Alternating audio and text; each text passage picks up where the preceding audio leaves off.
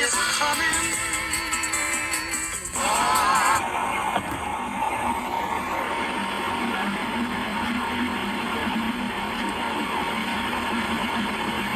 In Sweden, a woman waves her hand over a scanner and boards the train. No ticket, no phone, no wallet, just her hand. Inside it, a microchip. She's one of thousands who've made this choice. What started in one country is now spreading across the globe. And the Bible warned us this was coming.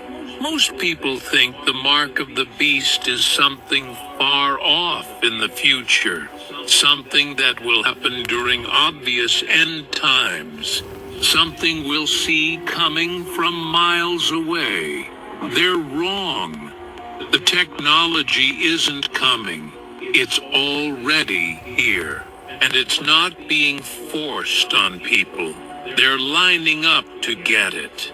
We're talking about subcutaneous microchips, devices the size of a grain of rice, inserted just beneath the skin, usually between the thumb and index finger.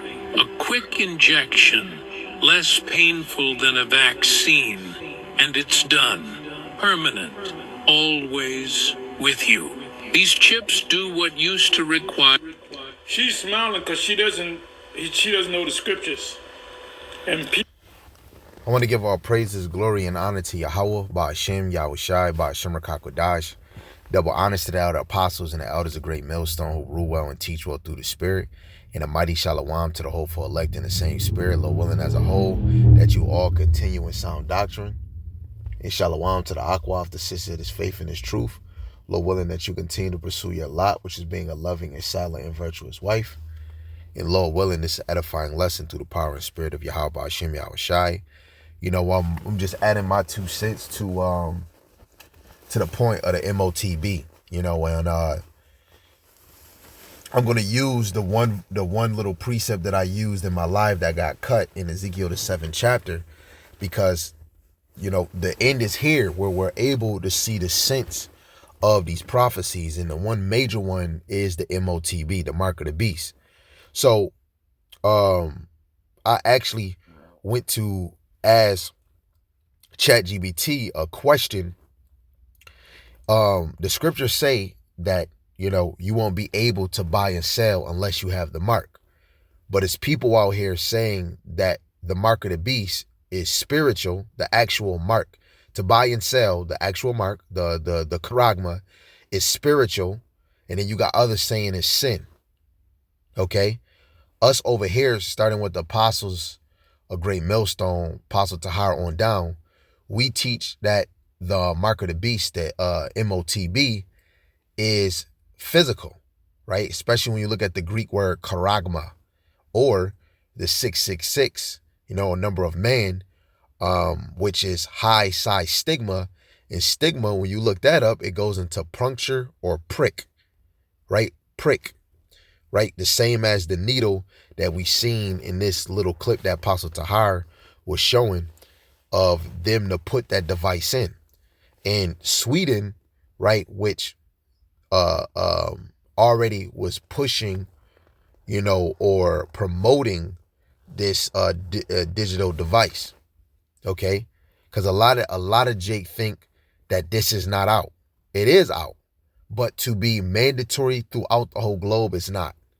If anybody can go check, you can look at the World Health Organization. They want to be 100% digital instead of being digital and paper. Okay, so I'm about to look up something and we'll get into the ChatGPT. Hold on 1 second. I asked this question: is Sweden promoting digital payments? AI overview say yes, Sweden actively promotes and has almost fully adopted digital payments, leading the world with only about 1% of its GDP in physical cash. Only 1% is using cash. The shift is driven by widespread use of the Swish mobile app, Bank ID digital identification, widespread merchant adoption, with many businesses operating entirely cashless. Now, something that Bishop Nathaniel wanted to say, he said you have a chip in your car, which is true. Because even with this digital system, before they go into this mandatory charagma, you gotta look. We have a form with the phone, with the your car that has a chip, or with your phone, tap tap tap. But first, we're gonna have that little pre-trial where they're gonna usher in the digital system, and it might not be the charagma. It just might be a government mobile app.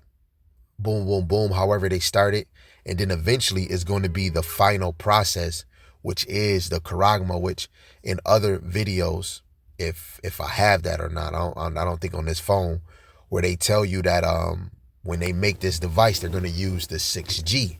So it's going to have some type of metal or some type of chip mechanism within it that backs or connects with the 6G, right?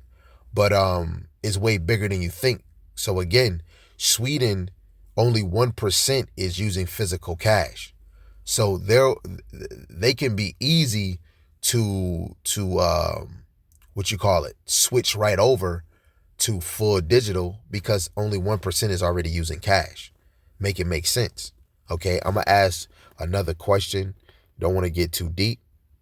Now, before we read this information I got from ChatGPT about the point that some of these camps want to say that it's spiritual or sin, but wouldn't it be physical? I was trying to look up this information, but I guess they removed it, showing it was an interview, I think World Economic Forum or World Health Organization, where, they said the world is half and half, half digital and half paper. And, eventually it would be more better if, the world was just in one motion. And they were saying it would be amazing if, we were 100% cashless and digital. But I tried to look for the video, I couldn't find it. So maybe if I could ever do a part 2. But this is Revelation chapter 13, verse 16, 17. And he causeth all, both small and great, rich and poor, free and bond, to receive a mark in their right hand or in their foreheads, and that no man might buy or sell save he that had the mark, or the name of the beast, or the number of his name, right? And that word for mark in the Greek is charagma, which, of course, strong definition, is a badge of servitude, right? So, step 1, the verse gives a function, not symbolism first, function first. The mark does something very specific. It controls economic participation. You literally cannot function in the marketplace without it. So whatever the mark is, it must be something that applies to everyone, small and great, is enforceable by authority, determines access to commerce, is verifiable. You can check if someone has it. That immediately creates a problem for certain teachings. Step 2, can the mark be sin? If sin were the mark, everyone already sins. Romans 3:23. Right? People have always bought and sold while sinning. Governments cannot scan sin. That's that right there. That's a chopper. Sin is internal behavior, not a permission system. Therefore, sin cannot stop transactions. Conclusion: sin fails the buy or sell test. That's out of the park. Okay. Step 3: can the mark be Christianity or Jesus? If believing in Hamashiach were the mark, Christianity today buy and sell normally. Non-Christians also buy and sell. No government checks your religion at the register. Commerce has never depended on belief confession. Also, the text says the beast causes people to receive it. Belief cannot be forced universally, but economic compliance can. Conclusion. Belief system fails the commerce enforcement test. Okay, step 4. Can the mark be purely spiritual? A spiritual mark cannot prevent a literal transaction. You don't walk into a store and the cashier says, your spirit is rejected. Transaction denied. That's another killer. The MARK in these verses, which is a distinct for you to buy and sell, cannot be spiritual. Right? A spiritual mark cannot prevent a literal transaction. You don't walk into a store and the cashier says, your spirit is rejected. Transaction denied. Make that make sense. Revelation is symbolic. Yes. But symbols represents real mechanisms. Example, the dragon, Satan, which really goes into Rome, right? A symbol, a real being, which is Esau, Edom. The beast is a kingdom, a system, symbol, real government. So the mark must be a real world mechanism with prophetic meaning. Step 5. The body location matters. Technically, I'm just saying no. The reason even more why I say right hand is because majority of people are right-handed. And this was how John the Revelator seen it. But if it's of course it's a technology mechanism or equipment or tool, it can go anywhere that they want to apply it. Okay? Right hand or forehead. In the scriptures, those locations represents forehead, thoughts, alliance, Deuteronomy 6, 6 and 8, which ISUBK tried to use to say that this is the mark. But truly, these is, especially when you go into the law, is going into something else.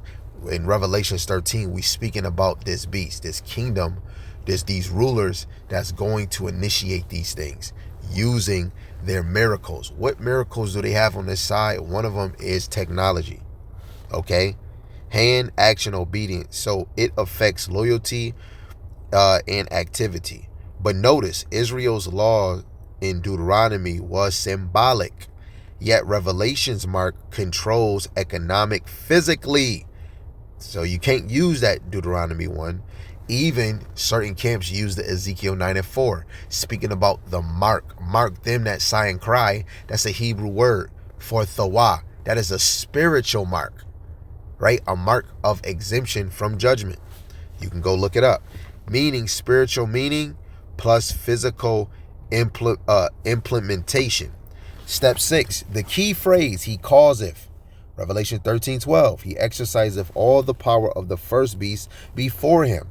This is governmental authority enforcement. You cannot make the world stop trading over a metaphor. You need infrastructure. Logical conclusion. For the prophecy to be true simultaneously, it must be universal. It must be enforceable. It must be verifiable. It must control commerce. It must show alliance. It must be applied to the body, hand or forehead. So it cannot be sin, belief, mindset only, religion alone. Because none of those ever stopped buying and selling in history. It never did. What Revelation is describing, not merely a belief, but a loyalty-based authorization system tied to the economy. A mark meaning you belong to the system. Therefore, you may participate. Right? So it has to be an action. So the mark is best understood as a physical authorization connected to spiritual alliance. Right? What's the spiritual part? Right?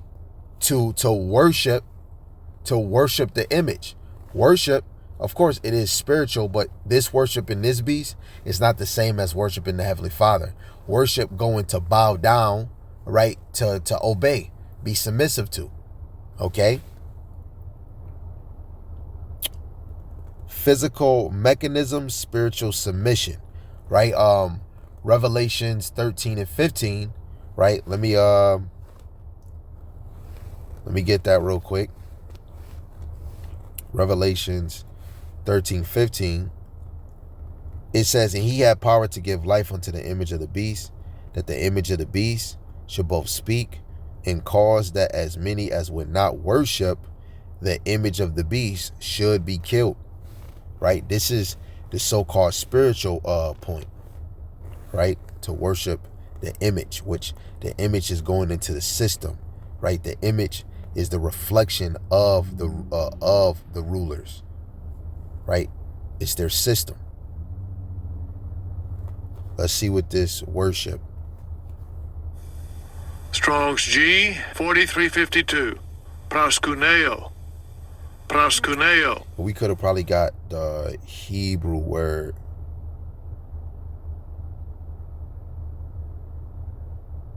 Right. Meaning to kiss like a dog licking his master's hand. In token of reverence. Right? Worship, a token of reverence. So you respecting this system. Used of homage shown to men in being of superior rank, which Esau or, this beast system would be in superior rank. And then it gave different meanings of shown to men in beings of superior rank. To the Jew high priest, to God, to a Mashiach, to heavenly beings, or to demons. The Strong's definition, meaning to kiss like a dog licking his master's hand, to fawn or crouch, literally or figuratively, prostrate oneself in homage, do reverence to, or adore. G2965.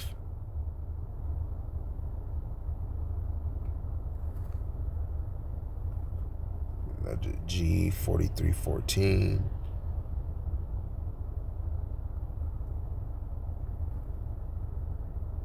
So really, because meaning to kiss, you and a token of reverence, you bowing down, right? Right, and it can go into obeying, right? Because what did it just say in the 15th verse? It says, and cause that as many as would not worship the image of the beast should be killed. So you have to worship this image. So that means you have to obey. You have to be submissive. This should remind you of Azariah, Hananiah, Mishael in Daniel the 3rd chapter, where they didn't bow down to the image of Nebuchadnezzar. What happened? They put him in a furnace. So what that showed, they didn't bow down. They wasn't submissive. They did not, basically they didn't kneel down. They didn't obey that decree and was willing to die for it. And this same one, if you don't worship the image of the beast, the system, you should be killed. That's the spiritual sense of it. Right?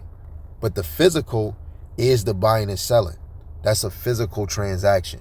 ChatGPT agrees with, the men of Great Millstone, starting with Apostle Tahir on down. Why people misunderstand. They only read symbolically or only physically. But prophecy works both ways. Example, Babylon, city and system. Beast, kingdom and rulership spirit. Mark, enforcement and worship. So your instinct is correct. Nothing purely spiritual has ever stopped buying and selling in human history. Therefore, the mark must be something the world can actually check, not just believe. So it has to be a physical mark. ChatGPT is agreeing with it. So this mark is physical. Get it in your head, right? Let me just read this verse. Ezekiel 7:5-6, it says, thus saith Yahweh Shemashai, power in evil, and only evil, behold, is come. An end is come, the end is come, it watcheth for thee, behold, it is come. Right? This charagma is watching, man. It's watching, it's waiting. In the NLT, This is what the sovereign Yahweh says. Disaster after disaster is coming your way. The end has come. It has finally arrived. Your final doom is waiting, right? You got to know when the famine of word come, the Motb come, right? Guess what? It's over. It's over for all these rulers, starting with Esau, man. And Jake, y'all that's getting comfortable. A lot of y'all that's getting comfortable now in these captivities, you gonna get fucked up, man. You're gonna be part of the sacrifice. In Zephaniah, the 1st chapter, the Lord said he is preparing his guests. And those that can't get this gospel, which is the good news from Genesis all the way to Revelation, right? If this gospel is hitting to you, it's because you're perishing. So if you think the mark is spiritual or sin, and you're not getting yourself in order on this side, let alone you don't have the fear of the Lord of teaching something wrong, right? And you got all these sheep believing that it's sin or that it's spiritual, you better clean that up.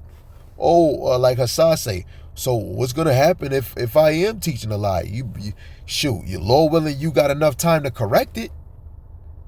Okay? James chapter 3, verse 1 in the NLT, dear brothers and sisters, not many of you should become teachers in the church, for we who teach will be judged more strictly. And I want to make sure that I'm correct. This is why you might see me go on ChatGPT, getting an AI overview, even going to Google. Or if I have websites, if I have videos, if I have articles, just like the elders and the men of Great Millstone do. We like to show, you brothers like going to articles. Well, it backs up what brothers is bringing out. And if this is an article that's not on the news and this is something going on, this is what news is, right? If Donald Duck just bombed somebody and it's not on the actual news, but you have an actual, because of how YouTube and streaming is, some of these streamers are becoming journalists where they're analyzing news that's not on, our TV channel 7, channel 2. And what they do is they use their YouTube platforms to promote or show the news that's not seen, like Redacted. They're always dabbling in the news. And that right there is supposed to open your eyes and then go into the scriptures. Where brothers is not going to the articles and trying to make a new doctrine. Okay? We're using these articles to back up the doctrine. Right? If an article came out that missiles look like arrows, and whoever wrote it, we got the author that wrote it, and that's going to back up what brothers was saying, that what's in the scriptures, speaking about arrows, is just symbolic to an actual missile, because no arrow can come from a continent to another continent. There's no way. Just because I said that, let me get this verse. So when you go to Isaiah 13, verse 4, it says, the noise of a multitude in the mountains, like as of a great people, a tumultuous noise of the kingdoms of the nations gathered together. Yahweh of hosts mustereth the hosts of the battle. They come from a far country, from the end of heaven. Even Yahweh in the weapons of his indignation, right, that utter destruction, to destroy the whole land. This land is speaking about Babylon. So it says the host mustereth the host of the battle, and they come from a far country. What is this that's coming from a far country? These are the ICBM missiles. You might not see it, right? What can come from a far country to this land? Isaiah is futurely prophesying about Babylon. The future. Ancient Babylon wasn't destroyed by so-called symbolic arrows. It really got overtaken by night. By who? Doris? Was it Doris? Or Cyrus? He overtook it by night. In the future, right, this is speaking about Mystery Babylon getting hit, right, from a far country just by a press of a button from the end of heaven. And these are the weapons of indignation. What does indignation mean? Arrows is not a weapon of indignation, because people can get hit with an arrow and still be alive. right? Zayam,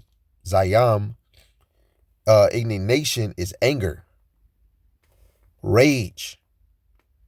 Strong's definition, strictly froth at the mouth, figuratively, fury, anger, rage, right? This is going to be the rage of the Lord, okay? And even when you go to Isaiah 54:16, the Lord created the smith. He created the waster. So we're giving the credit to Yahweh Shem El Shai. He created those damn engineers, those Edomite engineers that had the mindset to make these missiles. And Yahweh put it in their mind because this is his blueprint. Only thing different is when you go into the Sodom and Gomorrah, the angels just made that straight out of the elements that you don't see and do see. But what Esau did, he used the elements in a science way, putting chemicals and this and metal and that and this together just to create these things. Because what's going to really hit is going to be the warheads. Okay? But we all have, the elect is going to be on the same page. The Motb, if you should be having it in your mind that Motb is physical. Because if you thinking it's sin or it's spiritual, and it could be too built up in you that when that thing get implemented, it get pushed out, you might end up taking it because you haven't fully accepted being physical. That's scary. That is very scary. That's like somebody fully can't take Esau as being the Edomite, but he take him as an Arab. So when somebody tell you, that mean we got another captivity, because Esau's supposed to be the end of the world. If Esau is not the so-called white man, when was Esau's end? You can't say in the Greek captivity. You can't say in the Babylonian captivity. We understand Malachi said they shall build, but the Lord shall tear down. Right? And those that started to rule the Western Hemisphere, they came out of Europe. And if you understand, a lot of these Edomites went hiding in the European mountains. And then when they had the Renaissance and reestablished them damn little Edomite empire dynasty, France, England, they came over here. Right? People of Italy are Edomites. Not saying all of them, because it was Jake. It was Jake all in England, Europe, and all these places. But to fulfill prophecy, it was Esau coming out of those lands to come over here to make shop and to say that this land was theirs. Where can you put the Arabs? There's no way. The greatest enemy that the Israelites are battling is Esau, because the Lord is going to be in a battle with Amalek from generation to generations. Make it make sense. Right? So, Lord willing, this is edifying. Again, do not take the charagma, right? It's evident. It's right in front of us. Pastor Tahar got this 33 minute this lesson that he's doing. Hold on one second. When it comes near to read it, it communicates with your chip, and therefore causing inflammation and causing a cancer. Cancers come from inflammation. A cut that gets infected, that's inflammation. It's a unique code, a digital signature that identifies you. Small, simple, effective. But Sweden's embrace of this technology wasn't random. It fit perfectly into a larger plan already underway. Sweden has been working for years to become the world's first completely cashless society. Their central bank, the Riksbank, has published reports stating that physical money will disappear. Economist Niklas Arvidsson from the Royal Institute of Technology in Stockholm said it plainly: Sweden will probably be the first country in the world to completely eliminate cash. The microchip fits that vision perfectly. Better than credit cards, better than phones, because cards can be stolen and phones can die. But a chip under your skin, that's always with you, always ready, always connected to the system. Swedish banks noticed, retailers noticed, and quietly, the infrastructure began changing to accommodate chip users. More readers installed, more systems upgraded, more businesses accept payment by hand wave instead of card swipe. But the chips did more than replace wallets. They began replacing identity itself. Swedish officials started seeing potential beyond just payments. The chip could store medical information, emergency contacts, blood type, allergies. In a crisis, paramedics could scan your hand and instantly know how to treat you. It could grant access to secure buildings. Government offices began testing the system. Wave your hand, the door unlocks. No badges to forget. No cards to clone. It could verify you are who you claim to be. More reliable than a password. Harder to fake than an ID card. Suddenly, the chip wasn't just about convenience anymore. It was about control. Not forced control. Voluntary control. The kind people choose because it makes their lives easier. And that's the genius of how this is being implemented. No one is holding Swedes down and forcing chips into their hands. They're choosing it, standing in line for it, paying. Yeah, because they look like Edomites. They appear to be Edomites. They're not in the scriptures. They read the scriptures. If they read the Bible, they read it like they read a textbook or a novel. They don't read it. It's not a spiritual book to them. For it themselves. Some even throw chipping parties where groups of friends get implanted together like it's a social event. Why would they resist? Sweden is a nation built on trust. Trust in the government. Trust in technology. Trust in experts. When authorities and corporations both say something is safe and beneficial, Swedes generally believe them. The culture itself made them ideal candidates. Swedes value minimalism, efficiency, simplicity. A chip that eliminates the need for keys, cards, and cash appeals to that mindset perfectly. But there's something deeper happening beneath the surface. Sweden demonstrated to the entire world that mass acceptance is possible, that a modern, educated, free society will voluntarily implant tracking technology without coercion, without force, without resistance. They proved the mark won't need to be forced. It just needs to be convenient. Professor Rachel Botsman from Oxford University, an expert on digital trust, studied the Swedish phenomenon. Her conclusion was chilling. Sweden is a laboratory for social trust. What works there can be exported to the rest of the world without difficulty.